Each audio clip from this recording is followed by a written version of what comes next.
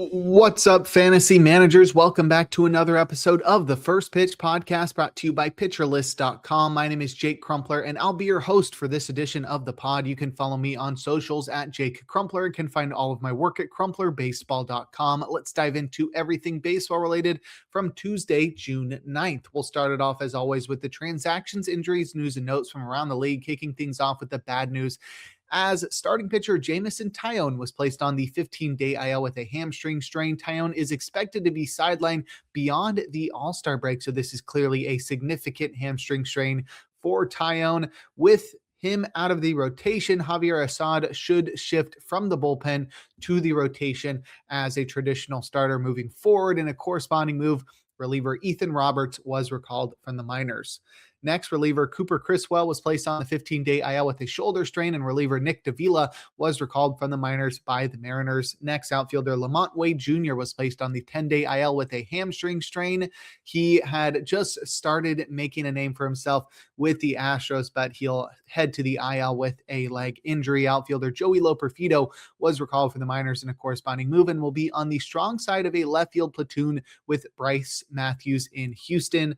And lastly, Tyler Freeman was placed on the 7-day IL with a concussion after being hit in the head by a Jacob Misiorowski fastball. Out of all the fastballs in baseball, that's probably the one you least want to get hit in the head with. Not that you want to get hit in the head with any fastball, but Misiorowski's fastball is incredible. So Freeman will rightfully so head to the IL with a concussion. Outfielder Cole Carrig was selected from the minors in a corresponding move. He's the Rockies' number 6 prospect, according to MLB Pipeline, and he batted .338 with 6 homers, 30 steals, and a 129 WRC plus as a 24-year-old at AAA this year. He produced career best marks in walk rate and strikeout rate as well, and Carrig will play center field every day, pushing Jake McCarthy to left field to replace Tyler Freeman. So Carrig, certainly someone to pay attention to, given his improvements in the plate discipline department and the high batting average, as well as the speed that Carrig brings to the table. In terms of transactions, starting pitcher Dylan Cease was activated from the 15-day IL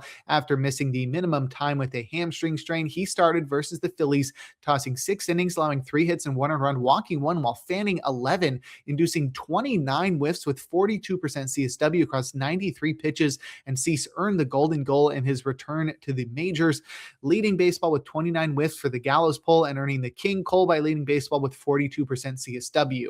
Those 29 whiffs are the most in MLB this season, and they're the most by a starter in Blue Jays history, and they're tied for Dylan Cease's career high. He was incredible. 10 whiffs on the 4-seamer, 8 on the changeup, which has been a new pitch for him this year, and 7 on the slider. What a beast Dylan Cease is, and he's definitely an auto start wherever he ends up pitching. Reliever Adam Mako was optioned to the minors in a corresponding move.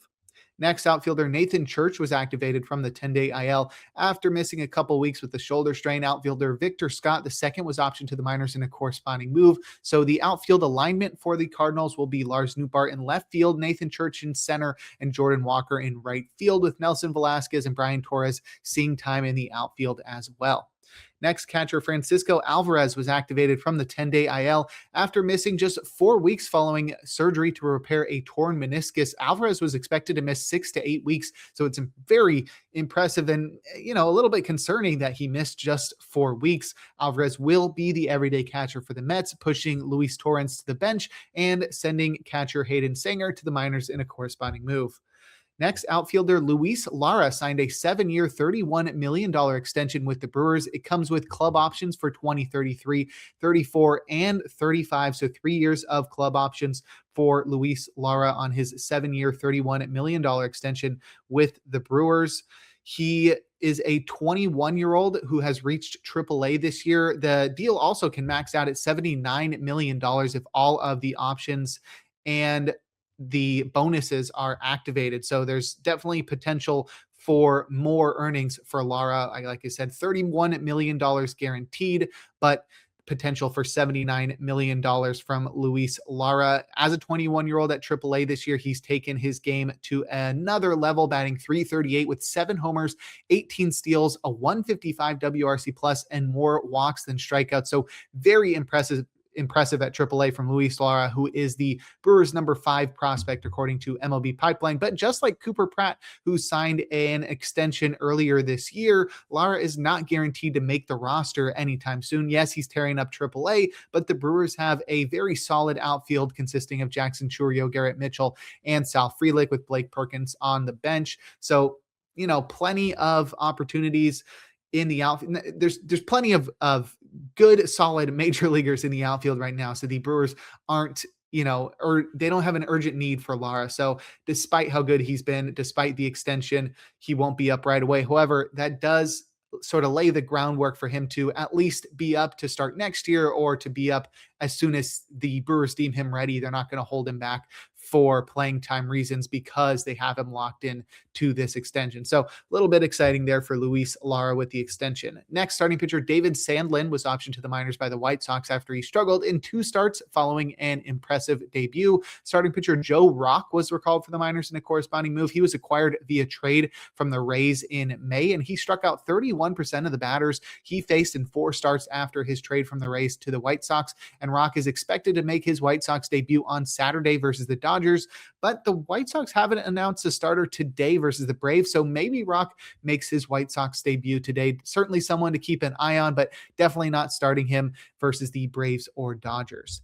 Next, another White Sox move. Outfielder Riku Nishida was optioned to the minors, which sort of sucks, but the corresponding move is very exciting, as outfielder Braden Montgomery was selected from the minors. He's the White Sox number 2 prospect, and he's the number 21 prospect in MLB, according to MLB Pipeline. Montgomery was the 12th overall pick in 2024, and he was the headliner of the Garrett Crochet trade a couple of years back. And Montgomery is a switch hitter who batted .314 with 10 homers, 5 steals, and a 152 WRC plus, while walking 15% of the time as a 23-year-old at AAA. And he had a very exciting debut. Montgomery hit a walk-off home run in his MLB debut against the Braves, becoming the 5th player in MLB history to hit a walk-off in their MLB debut, joining Carlos Perez, Miguel Cabrera, Josh Bard, and Billy Parker, the most recent being Perez in 2015. So very exciting to see what Braden Montgomery can do moving forward. He should for sure get everyday playing time in the outfield for the White Sox. On the north side of Chicago, Matt Shaw was activated from the 10-day IL after missing a couple weeks with back tightness. Shaw will play all over the field, infield and outfield, allowing the Cubs regulars to get a rest or shift to DH to get off their legs. So Shaw's flexibility as a super utility backup guy is integral to the Cubs' success. Outfielder Kevin Alcantara was optioned to the minors in a corresponding move. Next, reliever Garrett Whitlock was activated from the 15-day IL after missing the minimum time with knee inflammation. Whitlock will be the top setup man in Boston to closer Aroldis Chapman, and second baseman Anthony Siegler was optioned to the minors in a corresponding move. And lastly, starting pitcher Cade Morris was optioned to the minors after allowing 9 runs in his MLB debut. Morris should get another chance down the line, but for now, reliever Joey Estes was recalled from the minors in a corresponding move. Estes has actually been a starter at AAA and most of the time throughout his career, so he could replace Morris in the rotation or pitch as a bulk reliever for the A's as they figure out their 5th starter spot.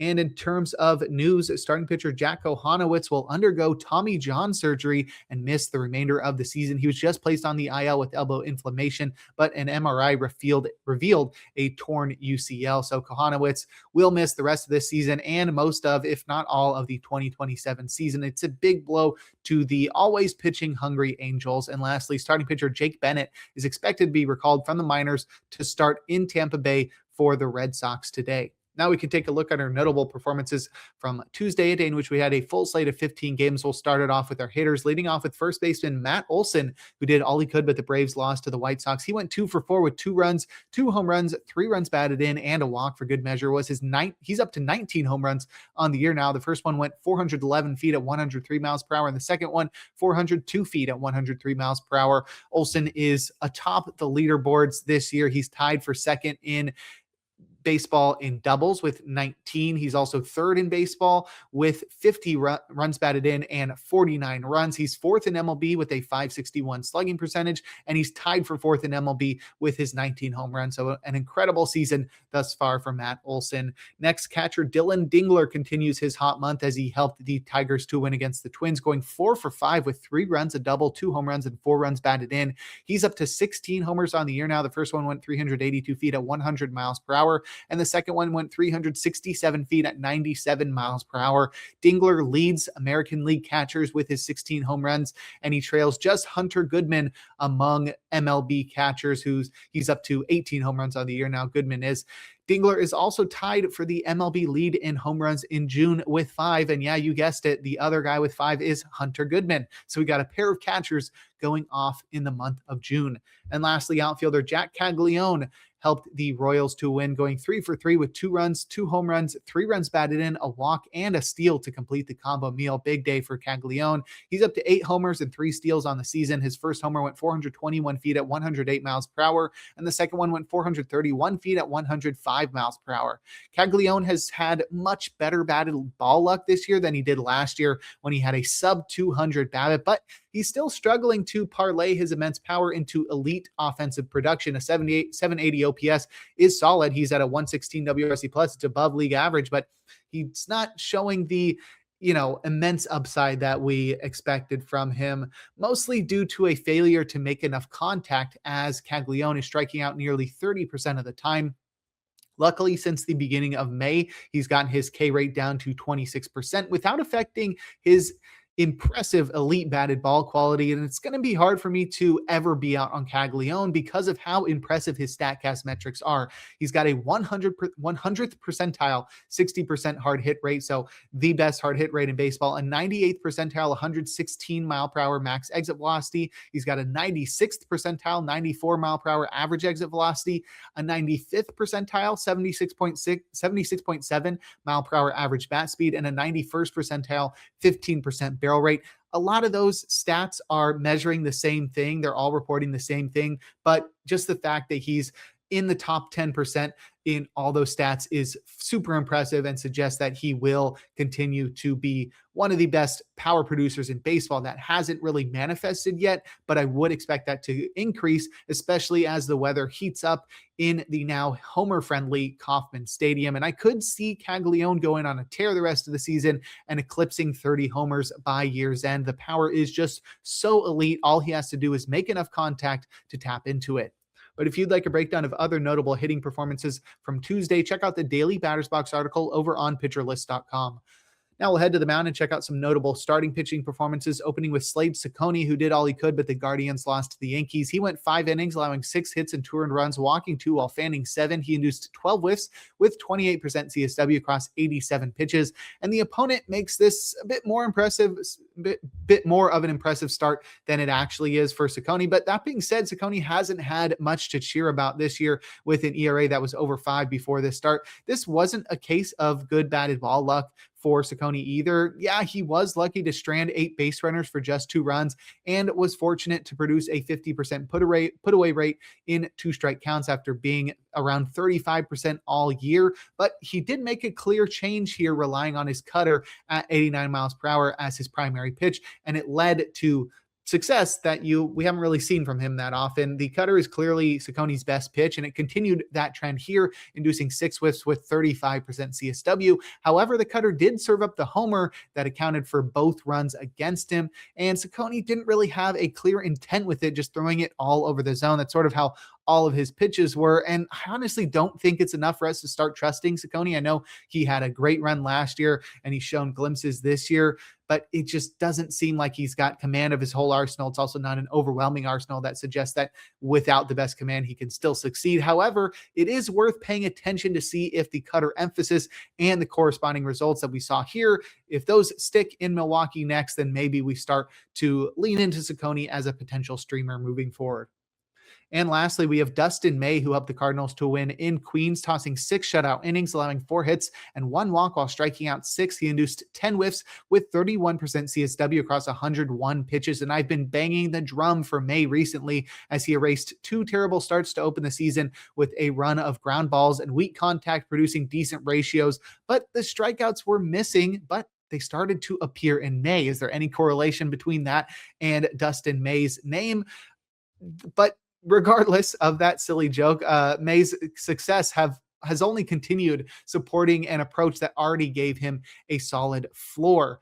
The strikeouts give him a ceiling worth chasing, building off of that solid floor. And after failing to fan more than 5 batters in his first 7 starts for a 16% strikeout rate, May has struck out at least 6 in 5 of his last 6 starts, including a pair of 9 strikeout outings prior to this one, producing a 28% strikeout rate during his last 6 starts. This was his first scoreless start of the season, and he now has a 2.89 ERA and a 1.09 whip across his 11 starts since those season opening disasters. And with his new strikeout upside manifesting across multiple starts, as well as the solid floor he already displays thanks to a heavy sinker and command that allowed him to consistently produce weak contact and tons of ground balls, May is someone who should be rostered everywhere and is an easy start versus the Padres up next. But if you'd like a breakdown of every single start from Tuesday, give the Plus Pitch podcast a listen and check out Nick's daily SP roundup over on pitcherlist.com. Now we'll head to the bullpen and check out the relievers that got saves and the closers that pitched outside of save situations or blew their saves. Starting with the former, Brian Baker pitched a perfect ninth for his 18th save. Fernando Cruz had a hitless 5-out save for his first save of the year. David Bednar was unavailable after pitching on back-to-back days. Alex Lang had a hitless ninth for his 4th save. Zach Maxwell pitched a perfect 11th for his first save. And Mason Barnett had a perfect 6-out save, his first of the season. And in terms of closers to pitch outside of save situations or blow their saves, Clayton Beeter pitched a perfect 8th up by 3. Orlando Ribalta was set up for a save opportunity before the Nationals tacked on an insurance run in the 8th. And I think it's a clear closer committee in our nation's capital as of now. Rico Garcia served up a homer to allow the zombie runner to score in the 10th and to take his first loss. Tanner Scott allowed a run pitching the 9th up by 10. He had it pitched since Friday, so this was a maintenance outing for Tanner Scott. Pete Fairbanks pitched a scoreless 9th after the Marlins scored 4 runs in the 8th, and for some odd reason, he earned his 3rd win thanks to a kind scorer's discretion here. Yohan Duran allowed 2 runs without recording an out to blow his first save and take his 3rd loss. Louis Varland allowed a run pitching the 9th in a tie game, but he earned his 3rd win when the Blue Jays walked it off in the bottom half. Raisel Iglesias pitched a scoreless 9th, but served up a 2-run walk-off homer in the 10th to Braden Montgomery to take his first loss. Sir Anthony Dominguez pitched a hitless 8th in a tie game, and Grant Taylor pitched a scoreless 9th, but then allowed the zombie runner to score in the 10th. However, he earned his 2nd win when the White Sox walked it off in the bottom half. And it's starting to look like Grant Taylor might be the closer for the White Sox, and I wouldn't be surprised if they start leaning into him beyond the role that they wanted him to pitch as some sort of swingman who reaches 100 innings so they can transfer him to the rotation next year. I think they might be deploying him as the closer because he's clearly maybe the best pitcher on the entire roster, and they're winning games. The White Sox have a record over 500. So if they're really serious about winning, then Grant Taylor should be their closer. Kirby Yates pitched a perfect 9th up by 9, where the Angels are trying to get his confidence back after Monday's blown save. Who knows? And lastly, Mason Miller pitched a perfect 9th in a tie game that the Padres would lose in 11 innings. But if you'd like more information on relief pitchers, check out Rick Graham's daily articles over on pitcherlist.com. And before we look forward to today's games, we're going to take a quick break. Now we'll look forward to Wednesday, June 10th, a day in which we'll have a full slate of 15 games. My matchup of the day is Shohei Ohtani versus Jared Jones. Excited to see what Jones can do in a real challenge of a matchup versus the Dodgers. I have all the faith in Jared Jones in that one. And we'll also see Shohei Ohtani continue to do the two-way thing that he's done all year as he's produced an ERA under 1, just an incredible season thus far from Shohei Ohtani. In terms of probable starters, we've got 5 guys in the auto starts tier, including Ohtani. We've also got Chris Sale on the south side of Chicago, Drew Rasmussen versus the Red Sox, Carlos Rodon in Cleveland, and Jesus Luzardo in Toronto. Our probably starts tier has 6 guys, and that's where we'll find our streamer of the day in Christian Scott versus the Cardinals, but he may not be starting as an opener is scheduled right now, and that opener could be followed by David Peterson instead, with Scott going tomorrow. So if that is the case, our streamer of the day would be Peter Lambert in LA against the Angels. Lambert is very solid. He doesn't have great command of his secondary, so he hasn't shown the strikeout upside that he did early in the season, but he's been certainly a very solid Toby, if not a Holly thus far. I'd also keep an eye out for Brandon Young versus the Mariners. Young has shown a solid floor thanks to a good fastball. He's sort of akin to like a Sean Burke or a Ryan Nelson, somebody with a good fastball, but not really the secondaries to support it. And the Mariners aren't that great actually this one is outside of Seattle, and the Mariners are good against right-handed hitters. So this is, bottom of the questionable start tier, but I do think Young's fastball is good enough to get him some success against the Mariners. In terms of pitchers with an opener, David Peterson might have an opener versus the Cardinals if the Mets choose to go that way away from Christian Scott. In terms of hitter suggestions, I'd look at Padres hitters versus Brady Singer in Petco Park because Singer has a 5.89 ERA. I'd also target Cubs and Rockies hitters in Coors Field. We'll see Shota Imanaga square off against Michael Lorenzen, and that one could have fireworks. And lastly, I'd target Brewers and A's hitters in Las Vegas Ballpark. That ballpark has been playing like a bandbox, and we'll see Brandon Sproat square off against Jack Perkins in that one. Now we can close things out with our relievers to watch. Kirby Yates has pitched on back-to-back days, so expect Sam Bachman to be the top option for the Angels. Brian Baker has pitched on back-to-back days, and Kevin Kelly has pitched back-to-back and 3 of the past 4. So Cole Sulser or Garrett Clevenger will be the top option for the Rays. Louis Varland has pitched in 3 of the past 4 days, so if the Blue Jays want to give him a day off, they'd go to Tyler Rogers or Jeff Hoffman. Yohan Duran has pitched on back-to-back days, so Brad Keller should be the top option for the Phillies. Mason Miller has pitched on back-to-back days and in 4 of the past 5, while Jason Adam, Adrian Morahone, and Bradley Rodriguez have all pitched in back-to-back and 3 of the past 4. So Ron Marinaccio or Yuki Matsui are the top options for the Padres on Wednesday. And lastly, Clayton Beeter has pitched on back-to-back days, so I'd expect the Nationals to turn to Gus Farland if a save chance arises. But that'll do it for today's episode of the First Pitch Podcast. Make sure to head on over to pitcherlist.com to check out all of the great articles and features we have on the site. Sign up for PL Plus or PL Pro to gain access to the Discord and to support the Pitcher List staff. You can follow me on socials at Jake Crumpler. Tune into YouTube tomorrow and every day for a new installment of the podcast. And make sure to enjoy the day as we are blessed with another day of baseball.